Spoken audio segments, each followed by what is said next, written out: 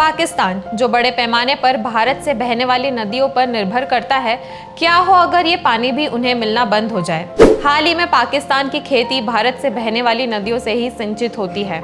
ऐसे में भारत ने बांध बनाकर रावी नदी का पानी रोक दिया। हम आपको बताएंगे कितनी नदियों पर पाकिस्तान से भारत का विवाद है, पाकिस्तान की आपत्तियां क्या है, आजादी के बाद पानी को लेकर क्या समझौते हुए, जानेंगे ऐसे ही कुछ सवालों के जवाब।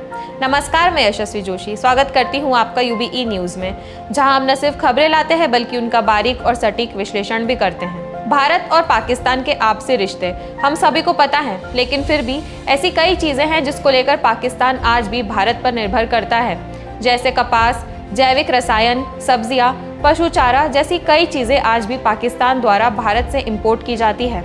इसी के साथ कुछ भारतीय नदियों का जल भी पाकिस्तान द्वारा उपयोग किया जाता है।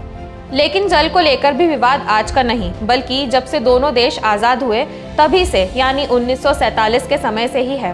बात यहाँ से शुरू होती है कि सिंधु, सतलुज, ब्यास, रावी, चिनाब जैसी नदियां भारत से होकर पाकिस्तान गुजरती है। ऐसे में जाहिर है कि पाकिस्तान ने भारत पर कई बार अनर्गल आपत्तियां जल को लेकर जताई, वही भारत ने उदारता का रुख ही अपनाया। यही कारण रहा कि सिंधु जल समझौता किया गया। पाकिस्तान से जल विवाद को लेकर तथ्यों को गहराई और विस्तार से समझने से पहले ये ताज़ा घटनाक्रम जान ले। वो यह है कि भारत ने रावी नदी का पाकिस्तान की ओर जाने वाले पानी अपने उपयोग के हिसाब से बांध बनाकर रोका है। लेकिन अवैधानिक आपत्ति के बावजूद भारत का रावी नदी पर यह बांध बनकर तैयार हो गया है। अब रावी नदी का पानी पाकिस्तान तक नहीं जा सकेगा। यह बांध का पानी भारत ने रोककर कोई गलत काम नहीं किया है। अंतर्राष्ट्रीय नियमों और संधि के मुताबिक ही भारत ने बांध बनाने का काम किया है। दरअसल विश्व बैंक की देखरेख में 1960 में हुई सिंधु जल संधि के तहत रावी के पानी पर भारत का विशेष अधिकार है। पंजाब के पठानकोट जिले में स्थित शाहपुर कंडी बैराज जम्मू कश्मीर और पंजाब के बीच घरेलू विवाद के कारण रुका हुआ था, लेकिन इसके कारण इतने वर्षों में भारत के पानी का एक बड़ा हिस्सा पाकिस्तान चला जाता था। भारत और पाकिस्तान के बीच 1947 से चले आ रहे जल विवाद के बीच जब परिस्थितियां कुछ अनुकूल हुई थी, तब करीब 64 साल पहले यानी 1960 में तत्कालीन भारतीय प्रधानमंत्री पंडित जवाहरलाल नेहरू और पाकिस्तानी मिलिट्री जनरल अयूब खान के बीच कराची में सितंबर 1960 में सिंधु जल संधि की गई थी। इस समझौते के तहत दोनों देशों के बीच सिंधु नदी और उसकी अन्य सहायक नदियों से पानी की आपूर्ति का बंटवारा नियंत्रित किया जाना तय किया गया। इस संधि के तहत सिंधु और उसकी सहायक नदियों से भारत को लगभग 19.5% तो पाकिस्तान को लगभग 80% पानी मिलता है। पानी के आवंटित हिस्से का लगभग 19% पानी ही भारत उपयोग करता है। सिंधु जल संधि के तहत रावी, सतलुज और ब्यास के पानी पर भारत का पूरा अधिकार है, वहीं जबकि सिंधु, झेलम और चिनाब के पानी पर पाकिस्तान का अधिकार है। साल 1979 में पंजाब और जम्मू कश्मीर सरकारों ने पाकिस्तान को पानी रोकने के लिए रंजीत सागर बांध और डाउनस्ट्रीम शाहपुर कंडी बैराज बनाने के लिए एक समझौते पर हस्ताक्षर किए थे।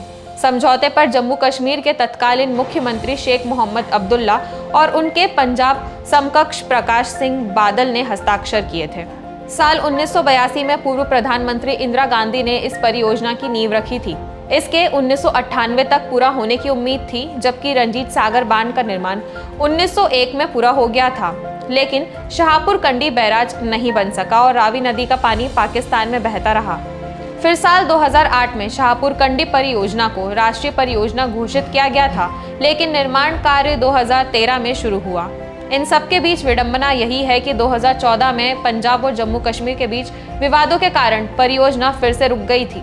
आखिरकार साल 2018 में केंद्र की मोदी सरकार ने मध्यस्थता की और दोनों राज्यों के बीच समझौता कराया, तब इसका काम फिर से हो पाया।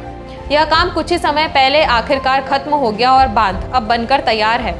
अब जो पानी पाकिस्तान जा रहा था, उसका उपयोग अब जम्मू कश्मीर के दो प्रमुख जिलों कठुआ और सांबा की सिंचाई करने के लिए किया जाएगा। 1150 क्यूसेक पानी से अब केंद्र शासित प्रदेश की 32,000 हेक्टेयर भूमि की सिंचाई होगी और बांध से पैदा होने वाली पन बिजली का 20% हिस्सा जम्मू कश्मीर को भी मिल सकेगा। तो यह थी हमारी आज की एक खास रिपोर्ट, और आपको हमारे कार्यक्रम कैसा लगा, अपने विचार हमसे ज़रूर साझा करें। वीडियो पसंद आए तो इसे लाइक और शेयर करें, साथ ही हमारे चैनल को सब्सक्राइब ज़रूर करें।